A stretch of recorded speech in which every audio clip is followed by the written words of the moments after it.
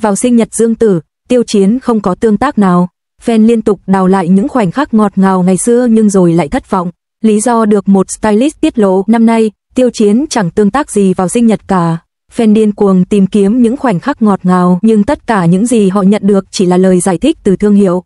Lịch trình bận rộn của Dương Tử càng làm tan vỡ tin đồn hẹn hò. Tuy những khoảnh khắc ngọt ngào rất tuyệt vời, nhưng đừng coi tiếp thị là một tôn giáo. Tình cảm chân thành sẽ trường tồn theo thời gian. Vào sinh nhật Dương Tử, tôi dán mắt vào màn hình điện thoại hàng giờ, còn Tiêu Chiến thì im lặng đến lạ. Tôi thậm chí còn lo lắng cho những fan đang háo hức chờ đợi khoảnh khắc ngọt ngào này. Anh ấy không đăng gì lên Weibo, thậm chí không một cái like lén lút.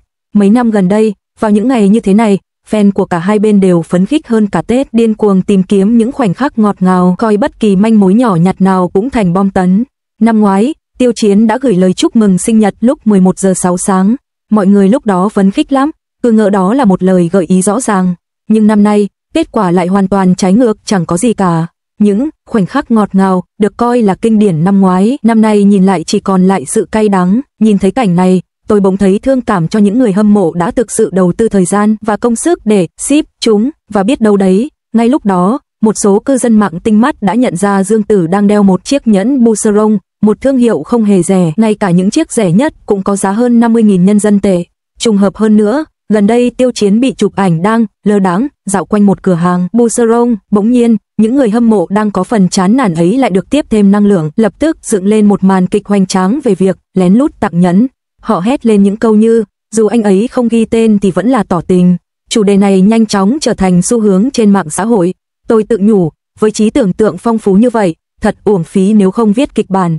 Và đoán xem sao, nhà tạo mẫu tóc cho Dương Tử có lẽ đã không chịu đựng được nữa, hoặc có lẽ chỉ là thói quen nghề nghiệp, nhưng họ đã lên tiếng thẳng thắn. Nguyên văn lời họ là, thương hiệu cho cô ấy mượn sản phẩm để chụp ảnh, người nổi tiếng chỉ chịu trách nhiệm mặc nó, studio trả tiền. Một câu nói đã đập tan mọi bong bóng lãng mạn và thật đau lòng cho những người hâm mộ vừa mới bắt đầu hy vọng. Giờ đây, tất cả những lời bàn tán về biểu tượng tình yêu và sự thấu hiểu lẫn nhau đã ngay lập tức biến thành tài trợ thương hiệu. Phải nói rằng, thực tế khá khắc nghiệt. Nghĩ lại, Dương Tử dạo này bận rộn vô cùng. Tôi liếc nhìn lịch trình tháng 11 của cô ấy và nó hoàn toàn kín mít, quay phim trên phim trường, các hoạt động thương mại khác nhau, hết cái này đến cái khác, quên chuyện hẹn hò đi, chắc cô ấy còn chẳng có thời gian để ngủ ngon giấc. Bạn thấy đấy, với khối lượng công việc như vậy, ngay cả khi có chuyện gì xảy ra, cô ấy lấy đâu ra thời gian cho chuyện tình cảm. Người nổi tiếng cũng là con người, thời gian và năng lượng của họ có hạn, trừ khi họ có thể ở hai nơi cùng một lúc, nếu không thì kịch bản hẹn hò bí mật này có vẻ hơi khó chấp nhận với tôi. Hai người này có lẽ chỉ được nhìn thấy đi cùng nhau vài lần trong 3 năm qua, và nếu bạn quan sát kỹ, bạn sẽ thấy những tương tác công khai của họ đã giảm đi rõ rệt. Tuy nhiên, bất chấp tần suất tương tác thấp như vậy, người hâm mộ trong cộng đồng CP, cặp đôi của họ lại đang ngày càng ủng hộ họ nhiệt tình hơn, và dữ liệu đang tăng vọt, giống như việc biết rằng trong mì không có thịt, nhưng vì quá đói, bạn cứ khăng khăng tưởng tượng nó là một bát mì bò kho. Tôi hiểu cảm giác ship này, cuộc sống đôi khi thật tầm thường và việc nhìn thấy những tương tác ngọt ngào của người khác có thể khiến bạn hạnh phúc, nhưng đôi khi, lý do mọi người khao khát và tạo ra sự ngọt ngào đến vậy là vì thực tế là họ đang thiếu sự ngọt ngào trong cuộc sống, phải không? Điều đó không có nghĩa là những gì bạn muốn thực sự tồn tại. Cảm xúc chân thật sẽ trường tồn theo thời gian và được thể hiện một cách công khai, chứ không phải thứ mà người hâm mộ soi mói bằng kính lúp dò xét những kẽ hở của tiếp thị và công việc. Những vụ bê bối khác nhau trong ngành giải trí những năm gần đây lẽ ra phải khiến nhiều người nhìn nhận vấn đề rõ ràng hơn. Cái mà người nổi tiếng gọi là công việc thường chỉ là công việc, một yêu cầu về vai trò hoặc một sự sắp xếp của nhóm. Chúng ta, với tư cách là người quan sát, đặc biệt là người hâm mộ, không cần phải coi những điều này là toàn bộ đức tin của mình. Đôi khi, tôi thực sự muốn hỏi những người hâm mộ đang tranh cãi gay gắt và đấu tranh quyết liệt để giành lấy những khoảnh khắc ngọt ngào, các bạn có thực sự thích quá trình này không? Vừa được CCTV khen ngợi, Tiêu Chiến lại giành thêm 2 giải thưởng nữa. Chẳng trách Dương Tử lúc đó lại nói như vậy, đôi khi nghĩ về điều đó cũng khá thú vị, có những nhãn mác bám chặt vào người ta như đỉa, không thể nào bóc ra được, nhưng cũng có những nhãn mác trôi qua, và trước khi chạm đến bạn, chúng đã bị gió thổi bay. Sự việc của Tiêu Chiến là một ví dụ điển hình. Khi nhắc đến anh ấy, nhiều người có thể vẫn nghĩ đến cụm từ ngôi sao lưu thông, một thuật ngữ chỉ những người nổi tiếng dựa vào ngoại hình hơn là kỹ năng diễn xuất.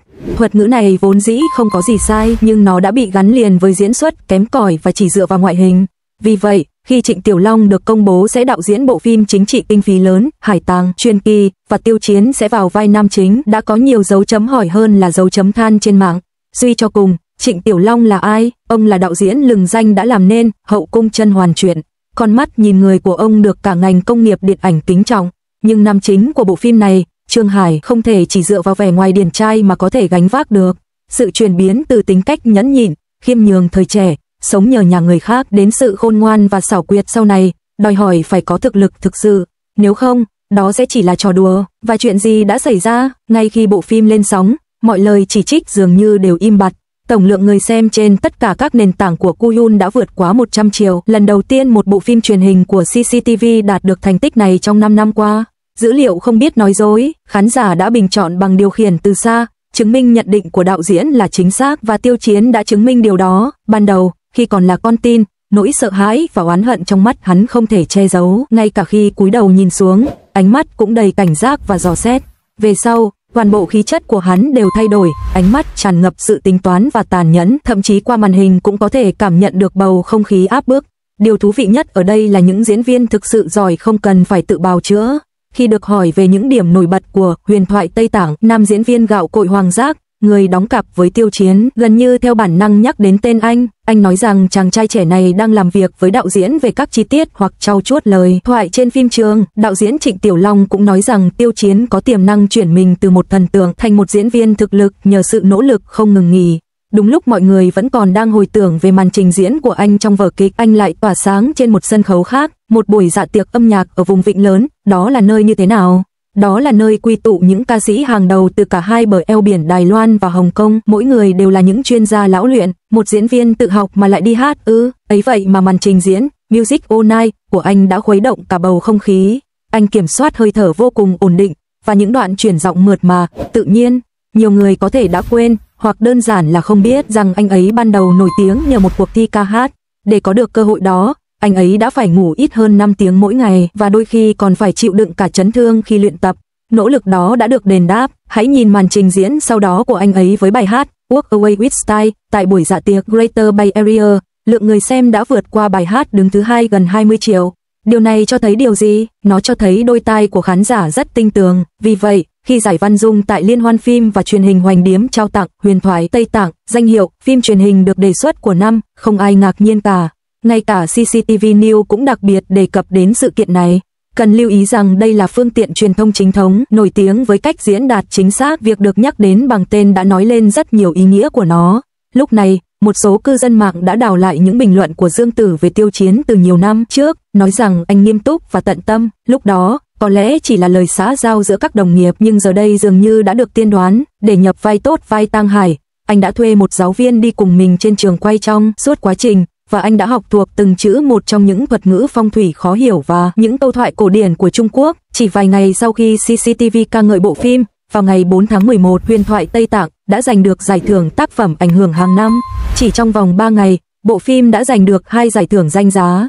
Tài khoản Weibo chính thức của Đài Phát thanh và Truyền hình Bắc Kinh bình luận rằng Tiêu Chiến đã phá vỡ định kiến rằng danh tiếng và chất lượng không thể song hành. Câu nói này hoàn toàn đúng trọng tâm. Trong thời đại ai cũng muốn đi đường tắt, anh đã chọn con đường gian nan và khó khăn nhất. Từ một tân binh không qua đào tạo bài bản đến một người có thể gánh vác một bộ phim truyền hình CCTV lớn và tự tin biểu diễn trên sân khấu ca sĩ chuyên nghiệp. Anh không chỉ nói về sự nỗ lực của mình, anh còn chứng minh điều đó qua công việc và màn trình diễn của mình. Những nhãn mác từng gắn lên anh ấy dường như đã bị chính tay anh ấy xé toạc từng cái một. Con đường phía trước còn dài, nhưng con đường anh ấy đã đi mang đến nhiều bài học. Thay vì cố gắng xoa dịu định kiến, tốt hơn hết là hãy dùng khả năng của mình để dập tắt nó. Có lẽ đó là cách tiếp cận khôn ngoan nhất. Bạn nghĩ sao?